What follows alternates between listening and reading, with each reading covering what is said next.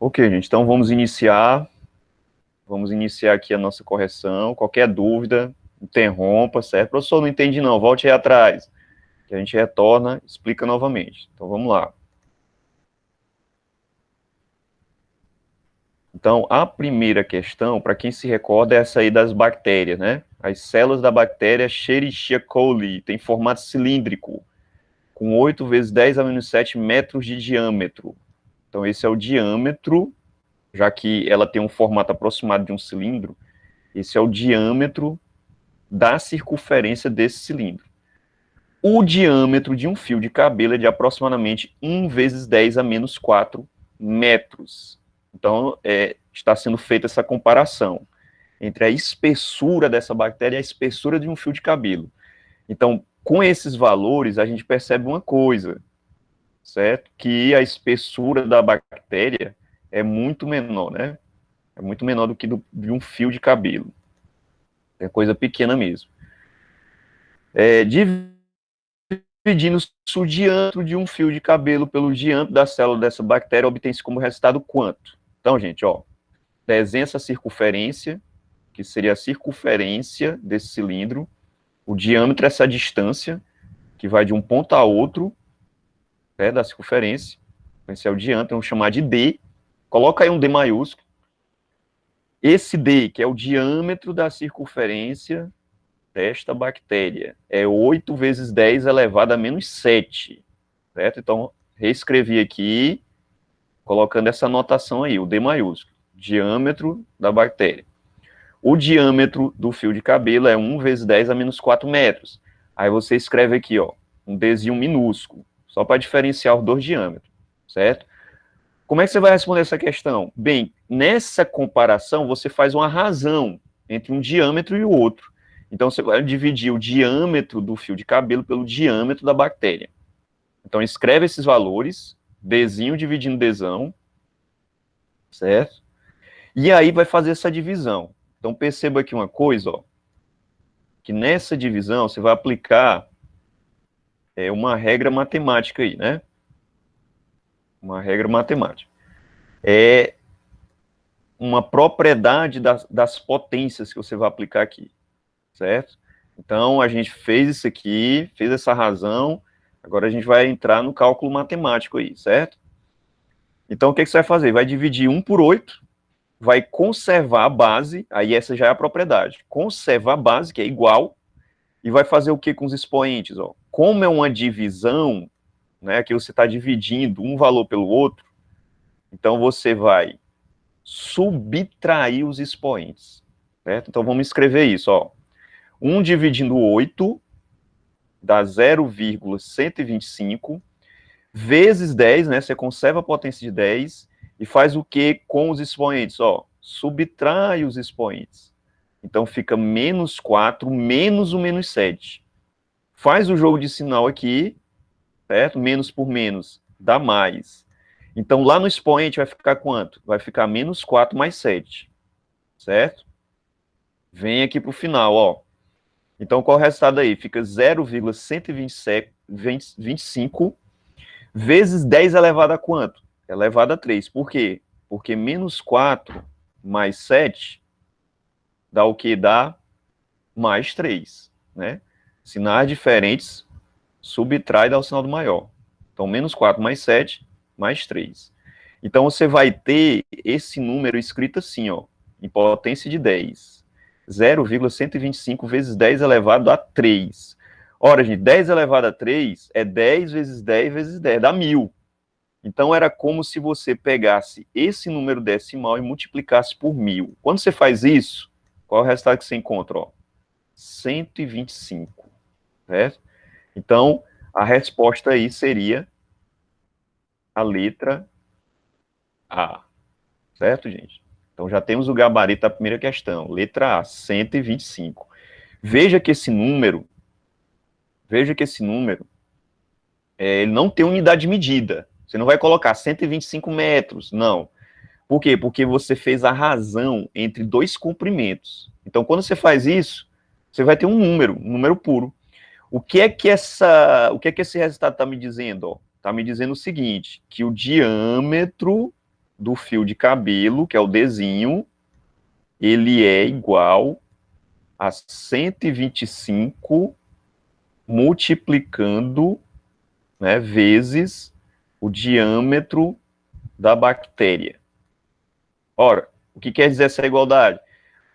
Ou seja, né, quer dizer que o diâmetro do fio de cabelo é 125 vezes maior que o diâmetro da bactéria. Então, daí você tem um resultado que é a comparação entre a espessura de um fio de cabelo com a espessura da bactéria. Aí vocês têm uma ideia de quanto é pequena uma bactéria, porque é invisível, gente. Né? É invisível aos nossos olhos. Isso é uma bactéria. Um vírus ainda é muito menor. Certo? Então, a comparação desses números é uma coisa, assim, estupenda, né? Então, vamos lá, questão 1. Questão 2. A disparidade de volume entre os planetas é tão grande que seria possível colocá-los uns dentro dos outros. O planeta Mercúrio é o menor de todos. Marte é o segundo menor. Dentro dele cabem, olha só, cabem 3 Mercúrios. Terra, né, o planeta Terra, o nosso é o único com vida. Dentro do nosso planeta cabem 7 Martes. Netuno é o quarto maior. Dentro dele cabem 58 terras. Gente, é uma coisa monstruosa, né? Júpiter, que é o maior dos planetas, dentro dele cabem 23 Netunos. Então, isso aí são as informações da revista Veja, aí de junho de 2008. Seguindo o raciocínio proposto, marque a alternativa que corresponde à quantidade de planetas terras que cabem dentro do planeta Júpiter. Meu amigo, é terra demais, não é brincadeira não. Não é? Mas vamos aqui nos situar na questão. Essa é uma questão para você fazer também um cálculo numérico, né? Então, o raciocínio é esse. Você está manipulando grandezas, né? Então, é uma questão semelhante à primeira. Mas você tem que fazer um esquema, né? Então, você faz esse esqueminha primeiro. Então, vamos lá. Eu fiz um esquema aqui bacana para a gente, ó. Vamos lá. Primeira coisa, o planeta Marte. Veja que ele está só esse pontinho aí, né? Eu vou chamar o planeta Marte aqui, aliás, Marte não, né, gente? Mercúrio, né? Perdão.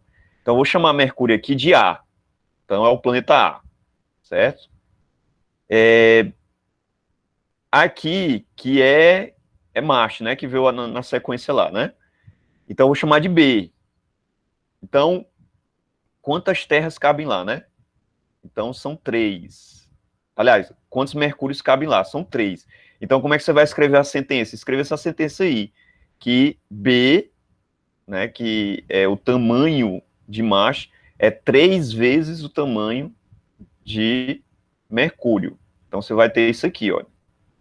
Então, escreva essa sentençazinha aí que fica bacana de você responder a questão. Aí vem a Terra. Então, tá aqui a Terra. Terra eu vou chamar de C. Aí veja, ó, quantos planetas Marte? Não é? 7, não é isso? Então, você vai ter aí que a Terra é 7 vezes B. Ok, aí você tem essa outra sentença aqui, ó. E assim você vai fazendo para os outros planetas. Então, chama Netuno de D, e aí D é 58C, ou seja, cabem 58 terras nele. E por último, Júpiter. Júpiter chama de e aí E é o quê? Que é o tamanho de Júpiter, cabem 23 Netunos nele, certo? Então você tem essas sentenças, que agora é que vai vir um X da questão, certo? Por quê? O que é que diz mais a questão? Aí você segue, ó. Aqui. Aí lá diz, né, que você vai poder fazer essa relação aqui, ó. Como C é 7 vezes B e B é 3A, você substitui B por 3A. Aí você vai ter uma relação de C com A. Ou seja, você vai ter uma relação do tamanho do planeta Terra com o tamanho de Mercúrio. Então você vai ter isso aqui, ó. O planeta Terra, então, é 21 vezes maior que o planeta Mercúrio. O que mais? Aqui para Netuno, ó, você faz outra substituição. No lugar de C, você vai escrever agora quem, ó? Você vai escrever o valor de C. O valor de C agora não é 21A, né? Então você vai substituir aqui, ó. Aí você faz a multiplicação, 58 vezes 21. Então você vai ter uma relação entre o tamanho de Netuno e o tamanho de Mercúrio. Tá vendo aqui, ó? 1.218 planetas Mercúrios. Para Júpiter, né? Para Júpiter, você vai ter finalmente o que você quer na questão. Então vamos lá. Ó, o planeta Júpiter é 23D, não é isso? Então você faz outra substituição, não é? O D é 1.218A, que foi o resultado que a gente obteve por último, e aí você vai e troca aqui, e faz a multiplicação de novo. Ó, veja que o que você fez? Você fez tipo uma reação em cadeia, né? Você vai substituindo cada expressãozinha, por isso que é importante você estabelecer uma ordem, né? Chama um corpo o tamanho do corpo de A, chama o outro, certo? E vai colocando essa sequenciazinha. Feita essa substituição, você faz uma nova multiplicação, ó. Certo? Então, como o D é 1.218A, você substitui em D e faz essa multiplicação. Então, você vai ter o resultado. Olha só. E vai ser igual a 28.014A. Então, seguindo esse raciocínio proposto, marque a alternativa que corresponde à quantidade de terras que cabem dentro de Júpiter. Certo? De terras. Então, veja que a gente começou lá da Terra, né? Então, a gente vai ter esse resultado. 28.014. Certo, gente? Então, assim, se não ficou muito claro, gente, aí vocês depois podem estar assistindo, já que o nosso tempo é corrido, reassistindo, né, no caso. A gente vai deixar gravado aí vocês tentem acompanhar direitinho, porque quando tá gravado é melhor, né? A gente aqui mais pra gente tirar dúvida, né? Ver alguma coisa que não ficou muito clara, aí você, aqui no mesmo instante, você tira essa dúvida. Mas quando tá gravado, você pode estar voltando o vídeo. Peraí, deixa eu voltar bem aqui para 10 minutos atrás, lá que o professor estava explicando. Dá uma pausa, acompanha, né? Então, gravado é mais interessante. Então, a letra E para a segunda. Vamos lá, questão 3. Temos um ônibus movendo-se na rua a velocidade constante de 70 km por hora. Observe o esquema, né? Então, tá aqui, sabendo que todo movimento é relativo, pergunta. Veja que a pergunta é direcionada ao passageiro A, que está em movimento, né? Então, essa é a pergunta. O passageiro A está em movimento? Então, tá aqui ele, ó, tá no fundo do ônibus, certo? Então, como a velocidade é constante, de cara a gente já sabe que esse movimento é retilíneo uniforme, né? A velocidade não está mudando. Então, essa é uma questão para avaliar o seu conhecimento a respeito de movimento, da relatividade do movimento, de referencial. Então, vamos lá, vamos ver qual é a questão correta aqui, né? Todo movimento é relativo. O passageiro A está em movimento? Aí a letra A, não, pois que é impossível determinar a velocidade dele. Ora, como é que é impossível? Você já tem a velocidade, né? Então, essa aqui você não marca. Sim, uma vez que ele está no interior do ônibus e o ônibus está em movimento. Opa, né? Tá afirmando sim, né? Então, mas vamos ver. Talvez essa alternativa esteja incompleta. Letra C, o estado de movimento do passageiro depende... Opa, tá aqui a resposta, gente. Depende do referencial. Por isso, tanto pode ele estar em movimento como em repouso. Então, não vou nem ler as outras, porque a resposta é a letra C. Né? Não, já que ele não se move, sim, uma vez se nessa situação o movimento do passageiro A não depende do referencial. Então, nada a ver. Então, a resposta aí da terceira é a letra C. Beleza? Questão 4. Na sala de aula, você está sentado e permanece imóvel nessa posição. Novamente, uma questão que envolve referencial. Podemos afirmar que você está em repouso em relação ao referencial na entrada da sala, na Lua, no Sol, no satélite ou em Marte. Bem, gente, eu pergunto para vocês. Está aqui você sentado, né? Você permanece imóvel nessa posição. Aí eu pergunto a você. Você está em repouso em relação ao referencial aonde? Responda aí, gente. Quem que marcou aí? A, B, C, D. Hã? A, mas é lógico, né? Letra A, não tem nem o que discutir. Beleza. Então, essas últimas questões, gente, elas são teóricas, né? Geralmente, vocês vão se defrontar com as questões de física, a maioria delas vai ser teórica. Então, se você tiver uma teoria boa, um entendimento bom, né, dos conceitos, das ideias, ó, vocês se dão bem em física. Geralmente no Enem, gente, não se cobra muito cálculo em física, não. Cálculo eles deixam lá para matemática, né? Mas em física, geralmente é teoria. Em química, em química parece-me que é 50% cálculo, 50% teoria, mas física geralmente é 60%, 70% teoria, viu?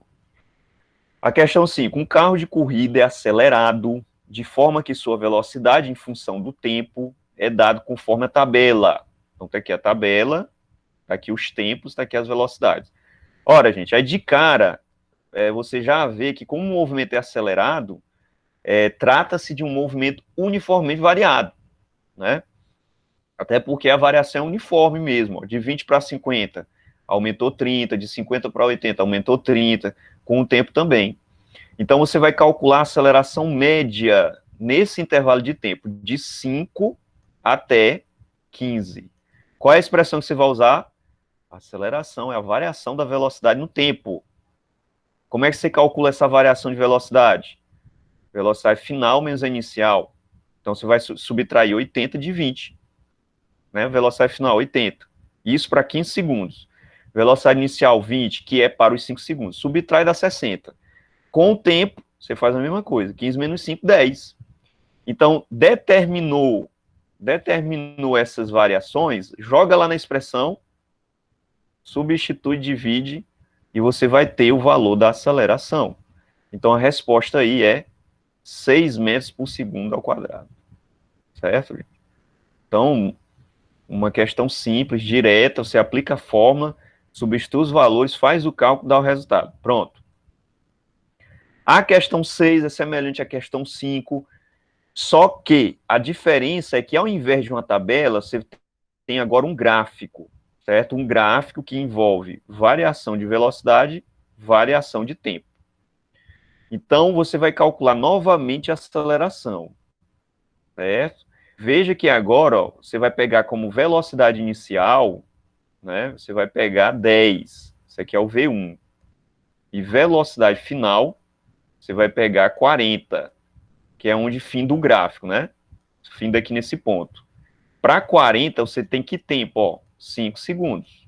Beleza, então aplica a mesma fórmula, dá um destaque aqui nela, ó, substitui os valores, 40 menos 10 é igual a 30 metros por segundo. Essa foi a variação de velocidade.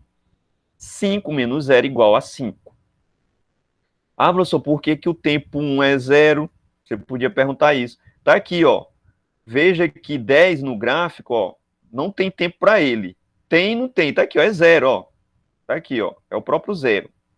Sempre que você tiver um valor expresso no próprio, você vai ter aí para o outro valor 0, certo? No próprio eixo. Beleza, então fica 30, que você vai dividir por 5, que dá também 6 metros por segundo ao quadrado. Então, coincidiu aí com o resultado anterior, certo? Então, a resposta é a letra C, a questão 6. Tá aí tudo bem, né, gente? Vamos lá. De boa, tá de boa aí. Pode Bom, né? falar aí, Beleza. Ótimo. A questão 7, né? A questão 7 eu acho ela muito bacana, porque você tem uma noção aí de qual que é a velocidade aproximada do nosso satélite, da Lua, né? Que a gente acha que ele está paradinho ali no céu e não está, né? Está em movimento girando em torno da Terra. Então, veja o que é que diz a questão. A Lua leva 28 dias para dar uma volta completa ao redor da Terra. Então, esse é o movimento de translação que a Lua tem em torno da Terra, né? Tá aqui esse movimentozinho aqui que ela faz o tempo todo aí, né? Em torno da Terra, sem parar, pela graça de Deus. Aproximando a órbita como circular, né? Isso é importante, por isso que é uma aproximação aí, né? Porque, na verdade, a órbita dos planetas não é um círculo, mas é uma outra figura geométrica chamada elipse. Era como se fosse um círculo achatado. Então, essa é a verdadeira órbita de qualquer corpo que gira em torno de um astro central. Então, a distância ao centro da Terra é de cerca de 380 mil quilômetros, que essa é a distância que nos separa da Lua. Veja que os astronautas, quando estavam naquele período das missões Apolo, né, eles que foram até a Lua, né, eles tiveram que percorrer essa distância aí, né, que leva meses para ser completada. Então, veja, primeira informação, a variação de tempo. desse movimento, ΔT, 28 dias. Então, vamos fazer o seguinte, pega a Lua, pega a Terra, desenha aqui a circunferência, né? E expressa o raio, que é a distância. Tem a distância de centro a centro. Pega essa distância, 380 mil quilômetros. Ok, gente? E aí faz as transformações. Primeiro é preciso saber que um dia tem quantas horas? 24 horas. Por que eu vou fazer essa transformação? Porque é para você expressar o resultado em quilômetros por segundo. Então, esse tempo que está em dias, você tem que transformar para segundos. Então, a primeira informação para fazer essa transformação qual é? É saber que um dia tem 24 horas. Uma hora tem quantos segundos? 3.600 segundos. Então, o que é que você vai fazer? Então, você vai pegar 28 dias, vai multiplicar por 24, vai multiplicar por 3.600, que vai dar esse valor aqui grandão, que é o valor de 28 dias em segundos. Então, 28 dias tem 2.419.200 segundos. Certo, gente? Daí você vai aplicar a expressão matemática da velocidade. Certo? Então, vamos lá. Aplicar a expressão matemática da velocidade. Só que antes, né? Antes é preciso fazer o seguinte. Ah, certo, tem que aplicar a expressão da velocidade, beleza. Mas a gente tem que calcular que distância é essa, ó. Afinal, que distância é essa que a Lua percorre no trajeto dela? Porque foi dada a distância dela até a Terra, mas eu tenho que saber que trajeto é esse, ó. Aí você vai ter que aplicar a expressão, né, da circunferência, ou do comprimento de uma circunferência. Então tá aqui. É 2 vezes o valor de π vezes o raio. No raio, no caso aqui, é essa distância, ó, o Dzinho, né? Que tá aqui, ó, 380 mil quilômetros. Então você vai usar essa expressão, lembrando que o valor de π aqui a gente vai usar 3,14. Então vamos lá, ó. Substituir esses valores. O 2 é da fórmula, né? Multiplicando 3,14, multiplicando essa distância, que é o raio, tá aqui na figura. Fazendo essa multiplicação, a gente encontra esse valorzão grandão aí de 2.386.400 quilômetros, que é justamente o comprimento dessa circunferência, que é o trajeto da Lua. Ah, professor, beleza, agora eu posso aplicar tranquilamente aqui a expressão da velocidade. Substitui a distância, substitui a variação de tempo, divide e você encontra esse valor aqui aproximado. Certo, gente? 0,98 km por segundo. Esse valor está mais próximo de quem? De 1 km por segundo. Por que a gente vai aproximar? Porque quando você vai aqui na alternativa, você procura e não encontra 0,98. Então você fica, oxente, mas não tem resposta. Tem, porque é uma aproximação, né? O valor mais próximo é 1. De 0,98 é 1. Beleza, gente? Então a resposta dessa questão é a letra B. Né? Talvez fosse a questão que desse mais trabalho para vocês, fora a última, né? A última também dá um certo trabalhinho, né? Mas você sabendo direitinho as equações, você responde ela. Questão 8. Com relação ao movimento... Ah, detalhe. Deixa eu lembrar bem que é uma coisa para vocês. Esse conteúdo, gente, a avaliação diagnóstica era para fazer recuperações dos conteúdos que estavam sendo dados no ano passado. As turmas estavam juntas, segundo ano, primeiro ano, né? E os alunos do segundo ano estavam revisando o conteúdo do primeiro, né? Mas agora que a gente vai iniciar os conteúdos de física, né? A partir da próxima semana, os conteúdos normais, aí lógico, a gente já vai abordar conteúdos de física para o segundo ano, certo? Porque agora vocês vão estar estudando o segundo ano, porque serão em turmas de segundo ano realmente, né? Tá? Essa confusão de turma junto, né? Mas isso acabou. A questão 8. Com relação ao movimento uniformemente variado, podemos afirmar que... Gente, quem respondeu essa questão respondeu que alternativa? Me diga aí. Qual resposta vocês acham que é? Peraí.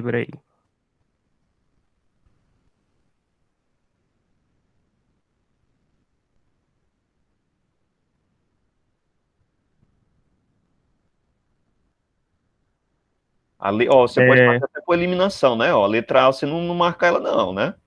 Uhum. Eu acho que acho que é a B, professor, eu acho. A letra B, né? É. Vamos ver aqui, vamos analisar ela, ó, porque, gente, quando essas questões elas são muito recorrentes, né? No Enem, concurso, que existem questões que você pode responder até por eliminação. Só que essa aqui, ela é bem direta, né? Se você tiver com o conteúdozinho aí na ponta da língua, você consegue responder ela tranquilo, ó. O que a gente viu de movimento uniformemente variado, né? Primeiro, que a velocidade varia, só que ela não varia de qualquer jeito. Ela varia de forma uniforme. Quando eu digo variar, é aumentar ou diminuir, certo? Então, por que você não vai marcar a letra A? Porque vem dizendo que a velocidade da partícula é constante, né? A velocidade não é constante, né? Ela muda, é constante em qual movimento? No movimento uniforme. Por que você não vai marcar a letra B? Ó, porque vem dizendo aqui no final que essa variação acontece como? Ó, de forma aleatória, não é, né? Qual é a resposta que você marcaria? Tá aqui, ó, a letra C, ó. Você ia marcar a letra C. A velocidade da partícula aumenta ou diminui de maneira uniforme, ó, certo? Ou seja, aumenta de 10 em 10, aumenta de 30 em 30, ou então diminui de 5 em 5, diminui de 5, certo? De maneira uniforme. Por que você não ia marcar a letra D? Porque vem dizendo que a aceleração da partícula é nula. Não, não é zero. Se a velocidade varia, o objeto tem aceleração. Quando é que é nula? Lá no movimento uniforme, certo? A letra E, a aceleração da partícula varia continuamente. Não, não varia, né? No movimento uniformemente variado, a aceleração é constante, certo, gente? Então, você não marcaria a letra E. Então, a resposta é a letra C, da questão 8. Beleza? A questão 9. Quando podemos dizer que um corpo, ao ser abandonado de certa altura, cai em queda livre? Corpos que caem nas proximidades da superfície da Terra estão em queda livre? Se a resposta é não, que fator impede que um corpo abandonado próximo à superfície da Terra caia efetivamente em queda livre? Aí, essa questãozinha, né, tem todas essas alternativas, elas são muito longas, né, mas se você reparar bem, né, respondendo cada pergunta daquela, você vai ver que a resposta é a letra A, certo? Ó, vamos lá para a primeira, ó. A primeira pergunta, né, ó, um corpo cai efetivamente em queda livre quando podemos desprezar a resistência do ar. Opa, beleza, certo? Por exemplo, na superfície da Terra, os corpos não caem em queda livre. Por quê? Porque aqui na Terra não há vácuo. Ou seja, aqui tem uma atmosfera, né? Se tem atmosfera, tem ar. E o ar exerce uma influência sobre os corpos, retardando o movimento de queda, ou seja, desacelera um pouquinho, né? Logo, o ar é o elemento que impede que um corpo caia em queda livre, efetivamente, né? Nas proximidades da superfície da Terra. Então, a resposta é a letra A. Se você analisar cada alternativa, as outras, as demais, você vai ver que foge desse contexto aqui. Certo, gente? Então, não vou ler as outras questões, são muito longas, mas a resposta é a letra A. Questão 10. A questão 10 já é para avaliar as leis de Newton, né? O entendimento que você tem das leis de Newton. Geraldo cavalgava tranquilamente sobre os campos verdes de sua chácara, quando seu cavalo se assustou com a serpente e parou de galopar bruscamente. Pá! A figura ilustra o que aconteceu, né? Então tá aí, o sujeito foi arremessado, né? Não se segurou direito. Vamos analisar o fato do ponto de vista física. Responda, o fato ocorrido tem alguma relação com as leis de Newton? Mas relógio, e muito, né? Então aqui, quais são as alternativas que você já elimina? B, E, né? Então vamos analisar as outras. Sim, tem relação com a segunda lei de Newton, que relaciona a pressão que ele exerce sobre o lombo. Não, tem nada a ver com pressão. Letra C, sim, tem relação com a primeira, que já diz até qual é a lei, ó. Primeira lei de Newton. Segundo esta lei, um corpo por inércia, né? A primeira lei é chamada também de lei de inércia. Deve continuar seu movimento, podendo ser projetado para frente se o outro corpo com quem interage parar bruscamente. Então aqui, sem dúvida, é a letra C. A outra diz que tem relação com a terceira lei. Não, tem não. Então a resposta a essa questão, gente, é a letra C. Beleza, né? Questão 11. Por que o peso de uma pedra na Lua é menor que na Terra? Opa, né? Gente, peso. Se a gente pegar aqui a segunda lei de Newton, né? Peso é uma força. Então, peso é a massa de um objeto multiplicando a aceleração da gravidade desse objeto. Aliás, a aceleração da gravidade do corpo, do planeta em que ele se encontra, certo? Então, o peso de um corpo depende de quem? Da aceleração da gravidade na superfície do planeta, certo? Então, você tem que marcar aquela alternativa que tenha alguma relação com a gravidade, né? Então, por que o peso de uma pedra na Lua é menor que na Terra? Porque a aceleração da gravidade na Lua é muito menor que na Terra. Então, aqui, sem dúvida, ó, você vai marcar a letra A.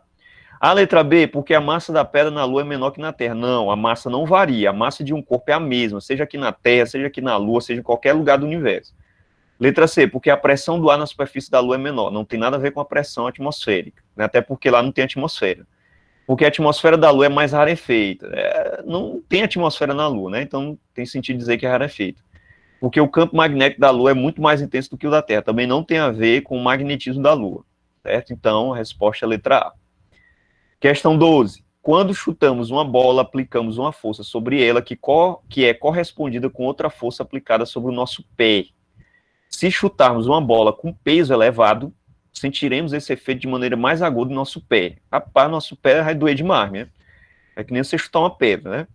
Tal fato está relacionado com a atração que a Terra exerce sobre os corpos, a inércia que os corpos possuem, o princípio da compressão e descompressão, que é isso. O fato de um corpo resistir a uma força, o princípio da ação e reação. Gente, nessa questão aqui, vocês marcaram que alternativa? Alguém chutaria? Ou você marcaria com certeza? Ação e reação. Ação e reação, justamente. Então é a letra E de eleitor. Beleza. Então é o princípio da ação e reação, gente. Essa questão diz respeito à terceira lei de Newton, não é isso? De ação e reação. Vamos lá, questão 13. Tá terminando, né? Quando uma força de 12 newtons é aplicada em um corpo de 2 quilogramas, qual é a aceleração adquirida por ele em metros por segundo, ao quadrado? Então, gente, essa é uma questão simples, direta. Você vai aplicar a segunda lei de Newton. Como é que você escreve ela? A força resultante sobre um corpo é o produto da massa pela aceleração que ele adquire, né? Matematicamente você tem isso aí, né? Então, para calcular a aceleração, né, tá aqui a fórmula, né? Para calcular a aceleração, você isola o A, e aí fica quem? Fica a força dividindo a massa, certo? Substitui esses valores, perdão, a força é 12, né? E a massa é 2 quilogramas, divide e você vai ter... Rapaz, mas tem aparecido esses 6 aqui, né, o tempo todo. Eu peguei umas questões, gente, que eu não sabia que ia dar esses resultados. Eu peguei de forma aleatória e aí coincidiu os resultados. Toda a aceleração aqui que a gente calculou tá dando 6. Que diacho é isso? Né? Então a resposta aí, gente, é a letra A. Beleza? 13ª questão. Ok. Vamos aqui para a 14ª. A 14ª, a figura abaixo mostra uma rampa de skate, tá aqui o sujeito, ó, constituído de um trecho curvo, de um trecho plano horizontal, que é quando ele chegou aqui embaixo, né? Trecho plano horizontal. Os 3 pontos A, né, que é lá no topo, de onde ele partiu, o B, que está aqui no meio, e o C, que é quando ele chegou aqui embaixo, na base, indicados se encontram localizados, né, após a leitura do texto e da análise das imagens acima. Marque a alternativa que apresenta a energia que o garoto possui quando este se encontra no ponto A da rampa de skate, certo? No ponto A, ou seja, bem aqui, ó, lá no topo, certo? E, gente, vamos fazer uma análise rápida aqui, ó. 2 tipos de energia, né? A energia potencial gravitacional e a energia cinética. Energia potencial gravitacional é um tipo de energia que depende da posição do objeto, certo? Quanto mais elevado, quanto mais alto ele estiver, maior energia potencial ele vai ter, certo? Energia potencial gravitacional. Então, lá no topo, ele vai ter, esse skatista, ele vai ter esse tipo de energia, certo? Ó, não vai ser a cinética, não vai ser a térmica, não será a luminosa e não será a potencial elástica. Por quê? Porque a gente não está tratando nem de mole nem de elástico. É simplesmente de um objeto situado a uma certa altura, que é no caso aí o skatista com skate. E, gente, eu vou dar uma pausa bem aqui, só para me ver aqui quem tá tentando entrar, né? Aqui já no finalzinho tem gente tentando entrar, beleza? Vou dar permissão aqui. Beleza. Pronto. Já tá no finalzinho, mas não tem problema não. Tudo ok. Questão 14. Então, gente, a resposta aqui, olha, Opa, cadê a canetinha, né? A resposta aqui é a letra B de bolo. Beleza, gente? Energia potencial elástica. Então, novamente, uma questão que você ia fazer análise através do conceito, do entendimento que você tinha do tipo de energia, né? Que isso aí é uma parte da física que estuda as leis de conservação da natureza, no caso, a lei de conservação da energia. Né? A energia, ela sempre se mantém constante, né? No caso, ela sofre só transformações de uma energia a outra, né? E nem é criada nem é destruída, né? Então, esse tipo de conceito. E, por último, a questão 15, que envolve o movimento circular uniforme. No caso aí, para essas duas polias, né, no chamada de polia, né? A coroa de uma bike aí, né? E a catraca, né? Acho que são esses os nomes, né? Se não estiver enganado.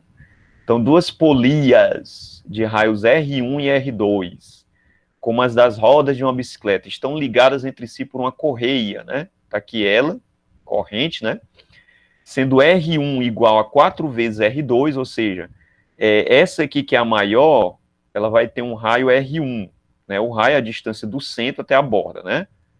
Então, tem um tamanho que é 4 vezes o tamanho da menor, tá? Que é a menor. E sabendo que a polia de raio R2 efetua 60 rotações por minuto, né? Então, essa bichona aqui tá... aliás, essa aqui não, né? R2. A menorzinha tá girando aí essas 60 rotações por minuto, que é a frequência dela. O que você vai calcular? Qual é a frequência da polia 1, de R1, certo? Então, tá aqui as alternativas. Então, vamos lá, que essa questão envolve um cálculo, né? Então, a primeira coisa, gente, é a gente identificar aqui qual é o princípio físico. Então, numa situação como essa, a velocidade escalar de uma roda é transmitida para outra, certo? Então, eu vou desenhar a figura novamente, ó. Vou chamar a velocidade da roda maior de V1 e a velocidade da roda menor de V2, certo? Aqui, né? Polia 1, polia 2.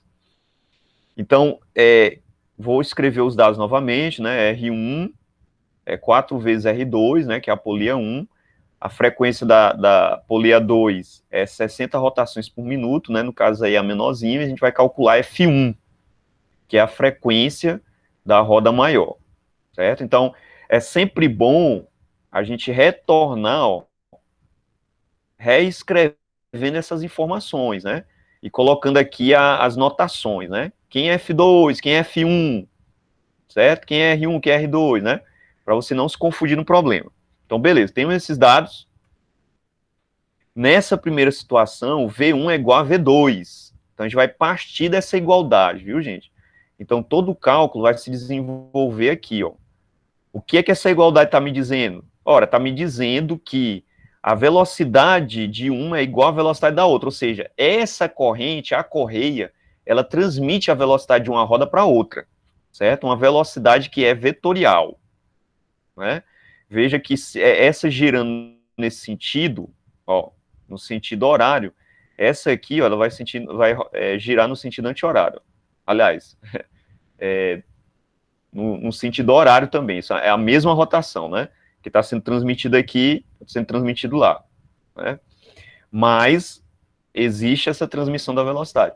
Então, você disse que V1 é igual a V2. Qual é a fórmula que você vai usar nessa igualdade? Olha aqui ela, ó, que é uma expressão lá do movimento circular uniforme que envolve velocidade e frequência, certo? Então, a velocidade, V, ela vai ser igual a 2 vezes o valor de 1π vezes o raio vezes a frequência, certo? Então, sabendo a equação, substitui nessa igualdade, beleza, gente? Veja que eu vou repetir ela 2 vezes, ó. Vou substituir aqui o V1, no lugar de R eu vou escrever R1, no lugar de F eu vou escrever F1. Do mesmo jeito que você faz para V2, trocando, né, colocando o índice R2 e F2. Beleza, ó, quando você faz isso, ó, na igualdade, o 2π com 2π se cancela, ó. Aí a tua expressão fica mais simples. R1, F1 igual a R2, F2. Pronto.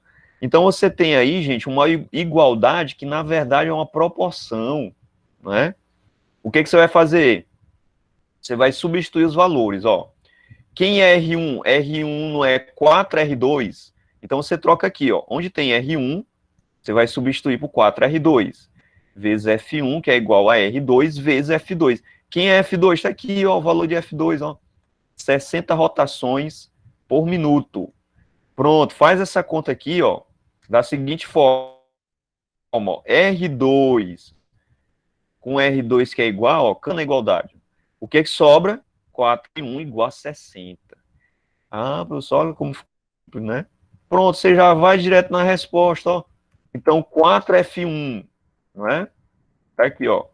4F1, que é igual a 60, isolo F1, então F1 vai ser igual a 60, que divide 4, essa divisão dá 15 rotações por minuto. Não é, gente? 15 rotações por minuto. Então, veja só uma coisa, ó.